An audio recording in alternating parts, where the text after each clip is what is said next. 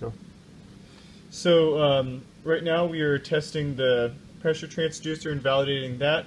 We're looking at the after chamber pressure right there. It's sitting about 22, 23 psi, which is roughly at 1 atmosphere. We're also looking at thermocouple 2 because we want to prove that it can operate with all the other sensors or with none of them, because all of the sensors at the same time, either way, won't affect the system.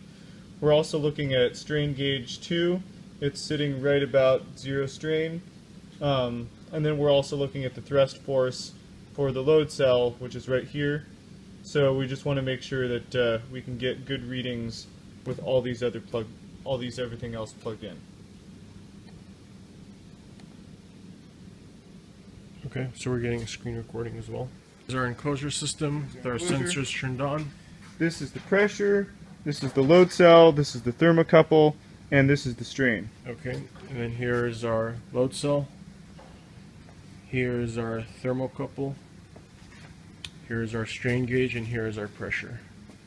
And now we are going to use this system to apply pressure and get a reading. And as you can see, it has a gauge that's going to go up to 1,000 psi. So it's sitting at 0 right now, and we're going to go ahead and apply pressure. Go ahead and apply the pressure. Okay, what is it at? It's at 500 psi, and on the after chamber pressure, it's about 422 psi. Okay. So this is probably a little inaccurate.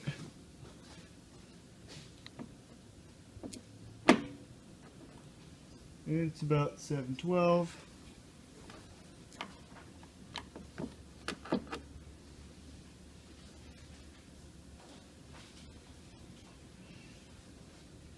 It's about 920. A little more. 960.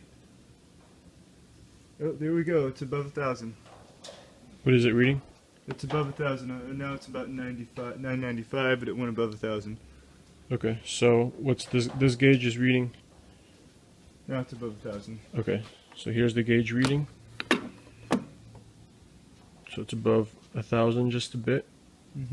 Like 1,080. And the screen is reading. Oops, let's remove this cam scanner for Cam Studio. Okay, after treatment pressure. There's probably a little bit of leakage going on. There it is right there. Okay, so it's 1,008.